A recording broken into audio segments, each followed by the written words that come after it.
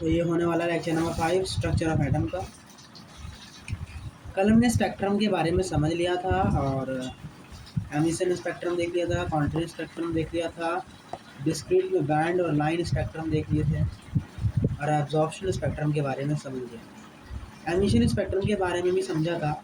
जो hydrogen gas है, जब उसमें लाइट पास करवाते हैं तो हाइड्रोजन गैस के जो इलेक्ट्रॉन होते हैं वो अपनी स्टेट को छोड़कर किसी ऊपर वाली स्टेट में चले जाते हैं और फिर जब दोबारा वो अपनी स्टेट में आते हैं तो जो फोटोन रिलीज़ कर देते हैं और उन फोटोन को जब फोटो इलेक्ट्रिक इफेक्ट पर देखा जाता है तब हमें ये वाला पैटर्न ऑब्जर्व होता है। लेकिन हाइड्रोजन में तो पैटर्न ऐसा एक सिंगल लाइन के रूप में मिलना चाहिए, लेकिन यहाँ पर एक बार में 4-4 लाइन मिल रही है अलग। इसका मतलब है कि यहाँ पर जो फोटोन है वो अलग अलग रूप में आ रहे हैं। मतलब हो सकता है कि पहला फोटोन डायरेक्ट ग्राउंड स्टेट पर आ गया हो सकता है कि फोटोन दूसरे पे फिर पहले पे गया हो सकता है फोटोन 5वीं वाली स्टेट पे आके फिर पहली वाली स्टेट पे आया हो। तो बहुत सारी पॉसिबिलिटीज़ हैं जो कि ये लाइंस दिखा रही हैं कि इतने प्रकार के आपके फोटोन्स आपको दिखाई दे रहे हैं। चलिए, सबसे पहले अपनी सीरीज़ है लाइमन सीरीज़। अगर, और ये हम एमिशन स्पेक्ट्रम के लिए पढ़ रहे हैं फॉर हाइड्रोजन एमिशन स्पेक्ट्रम, ठीक है। ये क्या कहता है कि अगर आपका कोई सा भी फोटोन है जो कि इन्फानाइट पर है, अगर वो इन्फानाइट से ग्राउंड स्टेट पर आता है या कहीं से भी ग्राउंड स्टेट पर आ रहा है, तब हम उसको क्या कहते हैं, तब हम उस सीरीज़ को या इस सीरीज़ में आपको जितने भी फोटोन्स मिलेंगे उन सभी को लाइमन सीरीज़ के नाम से जाना जाएगा। इसका मतलब n बराबर इन्फिनिटी से ग्राउंड स्टेट पर आने की सीरीज़ को लाइमन सीरीज़ बोलते हैं। क्योंकि इन्फिनिटी से 1 तक के बीच का जो गैप है वो बहुत ज़्यादा है, तो इसीलिए इन्फानाइट से 1 तक के आने में जो एनर्जी होगी वो मैक्सिमम आपको देखने को मिलेगी। और कितनी मिलेगी? 13.6 इलेक्ट्रॉन वोल्ट मिलेगी। अगर ई मिनिमम की बात करते हैं तो मिनिमम क्या होगा? सबसे छोटा गैप 2 से 1 ही है। अगर आपका फोटोन 2 से 1 आता है तभी वो सबसे छोटा गैप माना जाएगा। तो इसका मतलब है यही हमारा क्या बनेगा? मिनिमम गैप बनेगा। तो मिनिमम एनर्जी भी यहीं आएगी। कितनी आएगी? 10.2 इलेक्ट्रॉन वोल्ट आएगी। हमें तो याद कर रखी है। कितनी आती है दोनों के बीच की एनर्जी? 10.2 इलेक्ट्रॉन वोल्ट आती है। अगर आप यहाँ से लैम्डा निकालना चाहते हैं तो लैम्डा बराबर क्या होता है? 12,400 upon delta E. Delta E इसमें ज़्यादा है कि इसमें ज़्यादा है? इसमें ज़्यादा है। इसका मतलब इसके केस में लैम्डा मिनिमम आएगा और मिनिमम के केस में लैम्डा मैक्सिमम आएगा। तो हमें याद रखना है ई मिनिमम के केस में लैम्डा मैक्सिमम आता है, जबकि ई मैक्सिमम के केस में लैम्डा मिनिमम आता है। हम जानते हैं 1 अपॉन लैम्डा मैक्स बराबर क्या होता है? ये होता है जेड का वैल्यू 1 है बिकॉज हाइड्रोजन की बात हो रही है। तो 1 अपॉन लैम्डा मैक्स बराबर आर 1 अपॉन 1 का स्क्वायर माइनस 1 अपॉन 2 का स्क्वायर आ गया। तो यहाँ से लैम्डा मैक्सिमम कितना आ गया आपका? 4/3 आर। और अगर यहाँ से लैम्डा मिनिमम निकालते तो यहाँ से कितना आ जाएगा? 1/r। तो कोई आर के टर्म में पूछे तो हम क्या बोलेंगे कि आपका लैम्डा मैक्सिमम आर के टर्म में ये आएगा और मिनिमम ये आएगा। तो ये सारी बातें हमें यहाँ पे याद रखनी है। देखिए, 2 से 1 जाना को हम बोलते हैं first line corresponds to 2 to 1। 3 से 1 का मतलब है सेकंड लाइन कॉरस्पॉन्ड्स टू 1। 4 का मतलब होगा third line correspond to 4 to 1। इसी तरीके से अगर इन्फानाइट लाइन है तो वो 1 की तरफ जाएगी। लास्ट लाइन जो होगी वो इन्फानाइट से 1 की तरफ आ रही होगी, तो उसको हम बोलेंगे लास्ट लाइन कॉरस्पॉन्ड्स टू इन्फानाइटी। ये जो लाइमन सीरीज़ के जो भी फोटोन्स होते हैं ये अल्ट्रा वायलेट रीजन को क्या करते हैं? बिलोंग करते हैं। जो शॉर्टेस्ट लाइन होती है शॉर्टेस्ट वेवलेंथ होती है, और शॉर्टेस्ट वेवलेंथ कहाँ होती है? जहाँ मैक्सिमम एनर्जी होती है। इसका मतलब इन्फिनिटी से 1 में शॉर्टेस्ट लाइन होगी और शॉर्टेस्ट वेवलेंथ होगी, लेकिन मैक्सिमम एनर्जी होगी। इसी तरीके से जो लॉन्गेस्ट लाइन होगी वो लॉन्गेस्ट वेवलेंथ होगी, लेकिन उसका जो एनर्जी होगा वो मिनिमम देखने को मिलेगा। इसी तरीके से दूसरी चीज़ आती है बामर सीरीज। अगर कहीं से भी फोटोन, चाहे इन्फिनिट से, चाहे तीसरे से, चाहे चौथे से, किसी भी स्टेट से अगर वो सेकंड स्टेट में आ रहा है, n बराबर 2 पर आ रहा है, तो इसका मतलब है कि उस सीरीज़ के या उस प्रकार के जितने भी फोटोन है उसको हम बामर सीरीज़ में काउंट करेंगे। तो इसके लिए जो मैक्सिमम आएगा वो क्या आएगा? इन्फिनिट से 2। कितना आएगा दोनों के बीच का गैप? 3.4 electron volt. और जो मिनिमम होगा वो क्या होगा, 3 से लेकर 2, और इनके बीच गैप कितना आता है, याद कर रखा है हमने, 1.89 इलेक्ट्रॉन वोल्ट। फोटोन जो इसको बिलोंग करते हैं वो भी विजिबल रीजन्स के होते हैं, और उससे पहले वाले अल्ट्रा वायलेट रीजन के। इसमें भी आप क्या निकाल सकते हो, लैम्डा निकाल सकते हो, वेवलेंथ मैक्सिमम निकाल सकते हो, वगैरह वगैरह। अगला है पास्चल सीरीज़। तो पास्चल सीरीज़ कहते हैं कि इन्फानाइट से कहीं भी अगर आप 3 पर आ रहे हैं तो उसका मतलब आप पास्चल सीरीज़ को बिलोंग करते हैं। इसी का मतलब इन्फानाइट से 3 तक का जो भी एनर्जी मैक्सिमम होगा वो 1.51 इलेक्ट्रॉन वोल्ट होगा, और जो मिनिमम एनर्जी होगा वो कितना होगा, 0.66 इलेक्ट्रॉन वोल्ट। फोटोन जो इस रीजन के होंगे वो इंफ्रा रेड रीजन को बिलोंग करेंगे। तो ये कहानी है। अगर आपका जो भी इलेक्ट्रॉन है अगर वो इन्फानाइट से चौथी स्टेट में आ रहा है, 4th नंबर पर आ रहा है, तो इसका मतलब है वो ब्रैकेट सीरीज़ में है। इसका एनर्जी मैक्सिमम कितना होगा, इन्फानाइट से 4 कितना आता है, 0.85 इलेक्ट्रॉन वोल्ट, और मिनिमम एनर्जी गैप कितना होगा, 5 से 4 कितना आता है, 0.31 इलेक्ट्रॉन वोल्ट। और जो फोटोन्स होते हैं ब्रैकेट सीरीज़ के वो इंफ्रा रेड रीजन को बिलोंग करते हैं। अगला है फुंड सीरीज़। फुंड सीरीज़ क्या होता है, इन्फानाइट से 5वें स्टेट पर आना, n=5 पर आना, तो पी फुंड सीरीज़ होगा।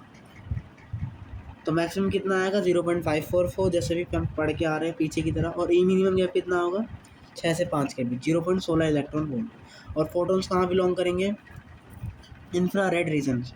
ये मत समझना कि ये 5 पर ही होगा, 5 से नीचे भी आ सकता है, 5 से डायरेक्ट 1 पे चला जाएगा तो ये लाइमन में आ जाएगा। अगर 4 से 1 में चला जाएगा तो भी लाइमन में आएगा, लेकिन अगर 4 से 2 में जा रहा है तो आप इसको बामर बोल दो, तो उसका मतलब नीचे जो चल रहा है वो तो चलेगा ही। अगर वो 5 पे आगे रुक गया है पहली बारी में तब उसको पी फुंड सीरीज़ बोलिए। इसी तरीके से अगर इन्फानाइट से 6 तक आता है तो उस सीरीज़ को हम बोलते हैं हम्फ्री सीरीज़। हम्फ्री सीरीज़ जिसका जो एनर्जी गैप मैक्सिमम आता है 0.38 इलेक्ट्रॉन वोल्ट, और मिनिमम आता है 0.10 इलेक्ट्रॉन वोल्ट। फोटोन्स इसके इंफ्रारेड रीजन को बिलोंग करते हैं। तो ये सारी कहानी जिसको हमने समझा। अब इसको समझने वाली बात क्या है, जो अपना सबसे पहला सीरीज़ होता है वो लाइमन सीरीज़ होता है, जिसकी मैक्सिमम एनर्जी कितनी होती है, 13.6 इलेक्ट्रॉन वोल्ट, और मिनिमम एनर्जी कितनी होती है, 10.2 इलेक्ट्रॉन वोल्ट। मतलब लाइमन सीरीज़ में जो भी फोटोन होगा वो 10.2 से लेकर 13.6 के रीजन तक बिलोंग करेगा।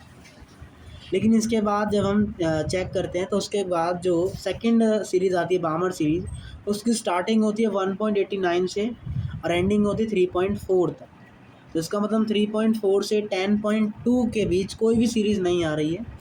तो इस रीजन में क्या होगा, सन्नाटा देखने को मिलेगा, इसमें कोई भी फोटोन्स आपको देखने को नहीं मिलेंगे। तो इसका मतलब रीजन 10.2 से 13.6 में आपको लाइमन सीरीज़ के फोटोन मिलते हैं, लेकिन 3.4 से 10.2 के बीच सन्नाटा देखने को मिलता है। उसी के बाद 1.89 से 3.4 तक आपको बामर सीरीज़ देखने को मिलता है। फिर उसके बाद 1.51 से 1.89 तक आपको सन्नाटा देखने को मिलता है, कोई रीज़न नहीं देखने को मिलता। इसी तरीके से 0.85 से 1.51 तक आपको पास्चन सीरीज़ देखने को मिलती है। लेकिन जब इससे आगे बढ़ते हैं तो बहुत सारी जो भी सीरीज़ होती है वो मिक्स हो जाती हैं। तो जो लास्ट तक हम डिफ़ाइन कर सकते हैं ऐसे, वो आपका पास्चन सीरीज़ तक ही है, इसके आगे हम इसको डिफ़ाइन नहीं कर सकते। इसका मतलब 2 बार सन्नाटा देखने को मिलता है, वो 3.4 से 10.2 के बीच, और दूसरा सन्नाटा देखने को मिलता है 1.89 से 1.51 से 1.89 के बीच। दूसरा जो सीरीज़ है 1.89 से 3.4 के बीच होता है, इसमें आपको बामर सीरीज़ देखने को मिलता है। और तीसरा है आपका पास्चन सीरीज़ 0.85 से 1.51 के बीच आपको फोटोन देखने को मिलता है। आइए क्वेश्चन के जरिए इसको थोड़ा सा क्लैरिफाई करते हैं। Find out the transition of an electron which emits a proton of energy इतना इलेक्ट्रॉन वोल्ट। तो ये एनर्जी कौन से रीजन में आपको देखने को मिलती है।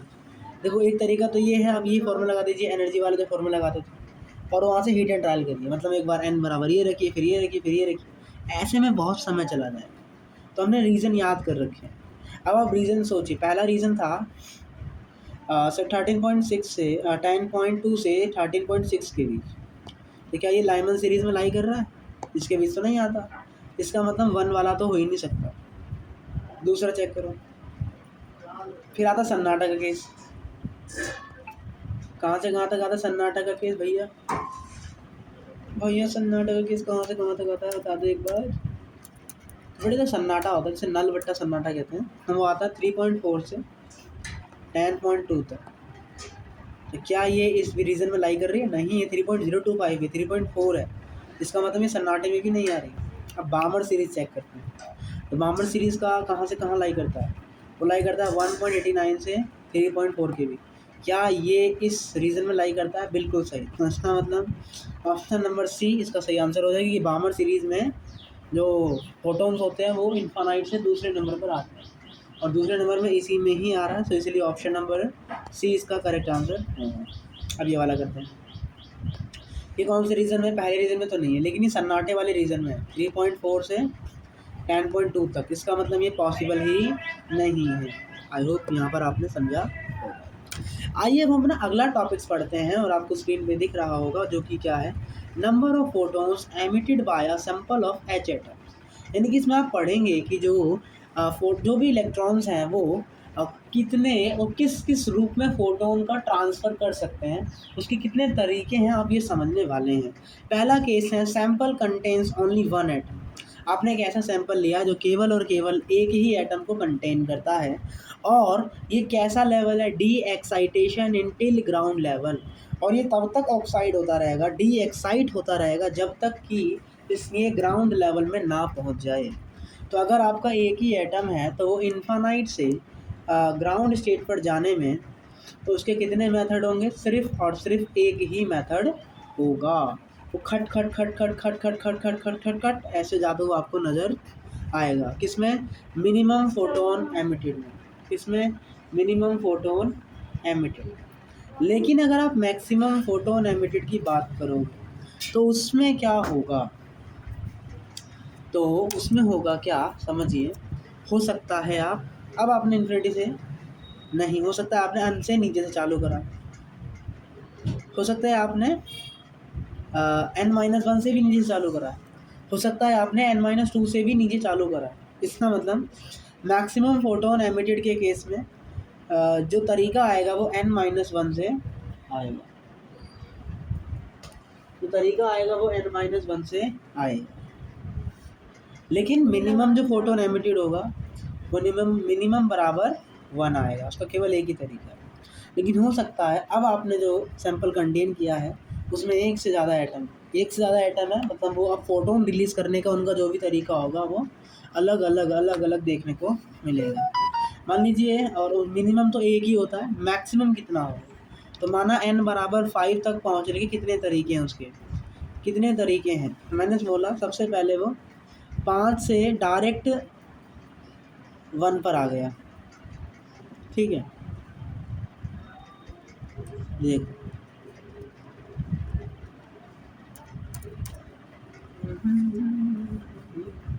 5 4 3 2 1। हो सकता है वो जो एटम है वो डायरेक्ट यहाँ आ गया, हो सकता है 4 से आया हो सकता है 3 से आया हो सकता है 2 से 1 आया हो, जिसे ग्राउंड लेवल तक आना। हो सकता है उसने 4 से आना प्रारंभ किया हो, लेकिन 4 से तो एक यहाँ पर आ गया ना, आया कि नहीं आया? तो हो सकता है पहले वो 5 से कहाँ गया हो? 3 गया हो,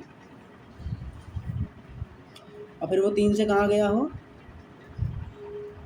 1 में डायरेक्ट। लेकिन ये वाला केस काउंट हो जाएगा। तो हो सकता है वो 5 से 4 गया हो एक बार, फिर 5 से 3 गया हो, या 5 से 2 गया हो सकता है ऐसा।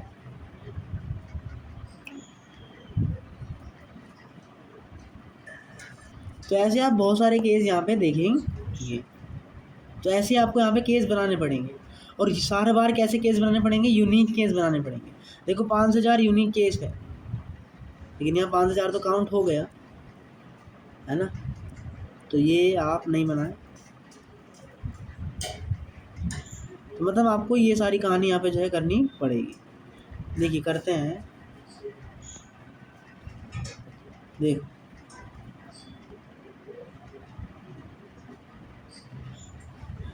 ये आपका n बराबर 5 से सब माना कि सबसे पहले वो डायरेक्ट खट खट खट करते हुए डायरेक्ट वो n बराबर 5 तक आ गए, ठीक है। फिर हो सकता है कि वो 5 से पहले लेवल 3 पे गया हो, और फिर लेवल 3 से 1 पे गया हो सकता है वो 5 से डायरेक्ट 2 पे गया हो और फिर 2 से 1 गया। हो सकता है वो 5 से 4 गया हो और फिर 4 से डायरेक्ट यहाँ गया। हो सकता है वो 5 से 4 फिर 4 से 2 और फिर 2 से 1। हो सकता है डायरेक्ट 5 से नीचे आ गया हो सकता है कि 5 से 1, 1 से 2, मतलब ऐसे करते करते आ रहा है। हो सकता है 5 से 4, 4 से 3 और फिर 3 से 1। तो ऐसे ऐसे कितने केस बन रहे टोटल? तो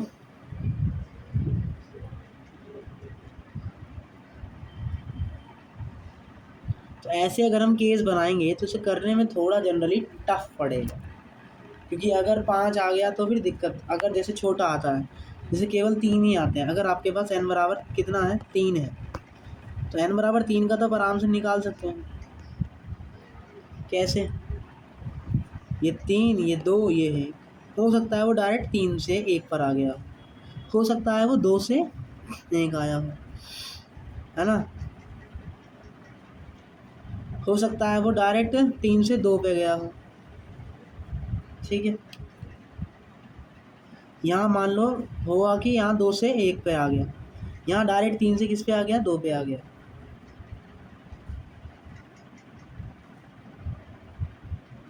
लेकिन आप देखेंगे ये यूनिक केस नहीं है, क्योंकि ये वाली फोटोन यहाँ पे काउंट हो गई। इसका मतलब ये वाला केस आप यहाँ पे नहीं लेंगे। इसका मतलब यहाँ से करने के कितने तरीके हैं?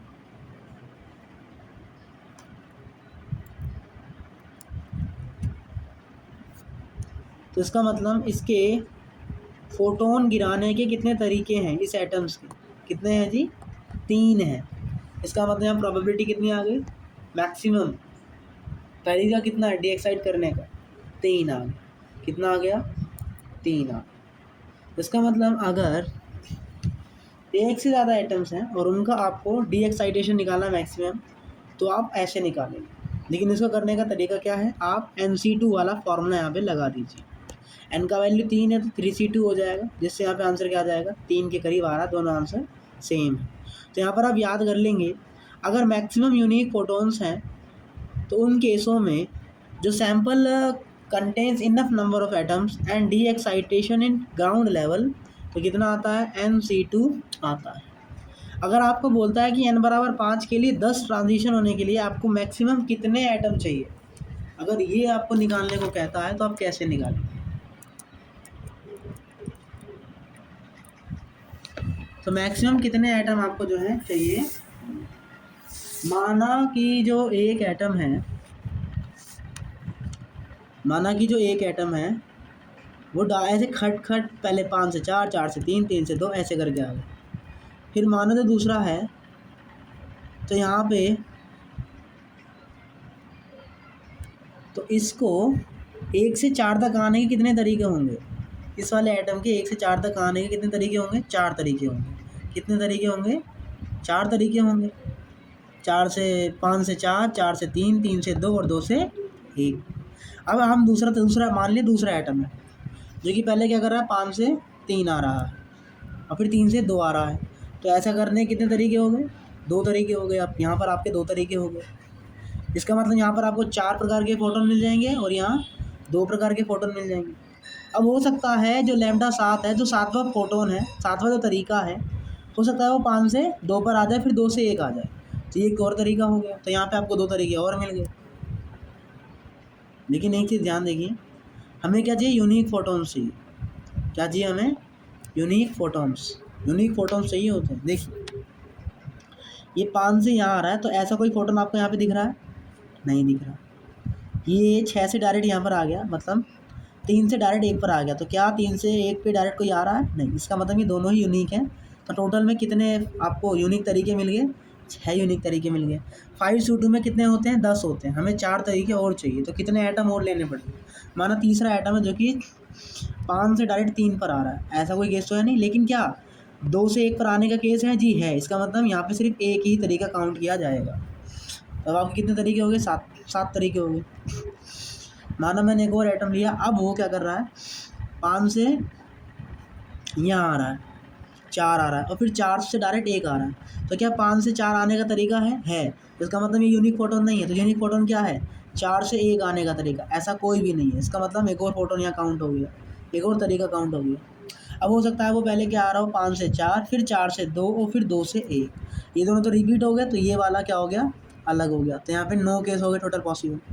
हो सकता है वो डायरेक्ट 5 से 1 पर गिर जाए, तो यहाँ पे टोटल पॉसिबिलिटी कितनी हो जाएगी, 10। तो इसका मतलब अगर आपको 10 तरीक़ों से फोटोन का ट्रांसफॉर्म करवाना है, फोटोन का डी एक्साइट करवाना है ग्राउंड लेवल में, तो इसके लिए आपको मिनिमम कितने एटम लेने पड़ेंगे जी, 6 एटम लेने पड़ेंगे। आपको कितने इनफ एटम लेने पड़ेंगे, 6 इनफ एटम लोगे, तभी जाके आपको क्या देखने को मिलेगा, आपको 10 तरीक़ों से फोटोन का डी एक्साइट होते हुए आपको देखने को मिलेगा। तो ये आपको ऐसे करना पड़ेगा, आपको कुछ याद कर लेने हैं और उनसे बाहर नहीं जाएगा। देखिए आपको याद कर लेने हैं, अगर n बराबर 2 है तो इनफ एटम कितने चाहिए, 1 चाहिए। अगर n बराबर 3 है तो इनफ एटम कितने चाहिए, 2 चाहिए। अगर n बराबर 4 है तो इनफ एटम कितने चाहिए, 4 चाहिए।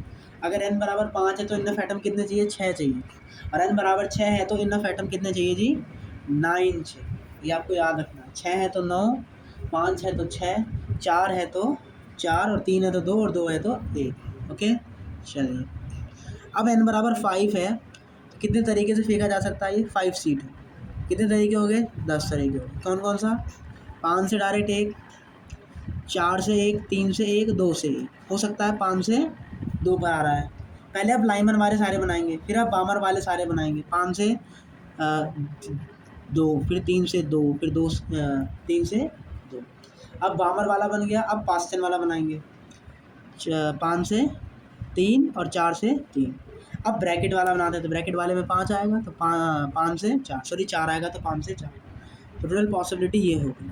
अब आपसे बोलता है लाइमन सीरीज़ कितनी है, तो कितनी है गिन लीजिए, 1 2 3 4, 4 लाइमन है, 3 बामर है, 2 पास्टन है, 1 ब्रैकेट है। तो ऐसे आप जो है इन तरीक़ों को करेंगे। जैसे 4 का आपको ये डायग्राम बनाना पड़ेगा, तो कैसे करेंगे आप देखो, बहुत सिंपल है। सबसे पहले आप यहाँ लिख लीजिए 4 3 2। पहले आप लाइमन वाला केस बनाइए, लाइमन में सारे इस पर आ जाएंगे।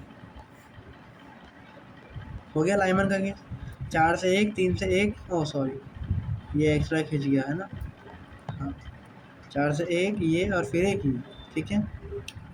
अब बामर का बनाते हैं, ये एंड देन ये। अब किसका बनाते हैं जी, लाइमन हो गया, बामर हो गया। अब पास्टन का बनाते हैं, पास्टन आएगा यहाँ,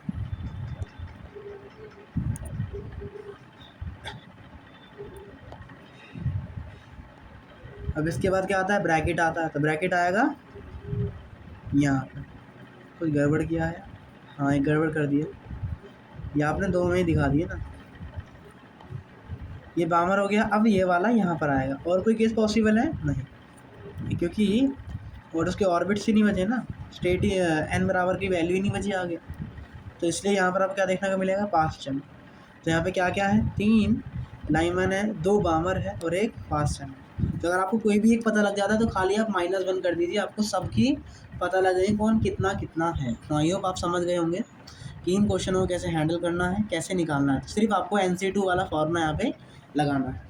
अगर कोई सा भी एटम है, अगर वो ग्राउंड लेवल में नहीं जा रहा, ग्राउंड लेवल को छोड़ के किसी में भी जा रहा है, तो उसके केस में मैक्सिमम फोटोन निकालने का तरीका क्या आता है, मैक्सिमम फोटोन का डी एक्साइट करने का तरीका क्या आता है, डेल्टा n ब्रैकेट में डेल्टा n + 1/2। और डेल्टा n क्या होता है, n2 - n1। क्या होता है जी, n2 - n1। चलिए क्वेश्चन ये रहा क्वेश्चन, n बराबर 7 से 2 तक जाना है, हाइड्रोजन एटम है, आपको मैक्सिमम नंबर कैलकुलेट करना है। तो कैसे करेंगे, 7 में हो गया 5, 5 + 1 6 n2, तो टोटल बेस कितना आ गए, 15 आ गए। तो ये क्या हो जाएगा, इसका टोटल आंसर हो जाएगा। तो इन क्वेश्चनों को आपको ऐसे करना है। आज की क्लास यहीं रखते हैं, कुछ क्वेश्चन दिए गए हैं, उन क्वेश्चनों को ट्राई करना है। मिलते हैं कल, तब तक टाटा बाय बाय। पढ़ना ना भूलें, क्वेश्चन करना ना भूलें। जय हिंद, जय भारत।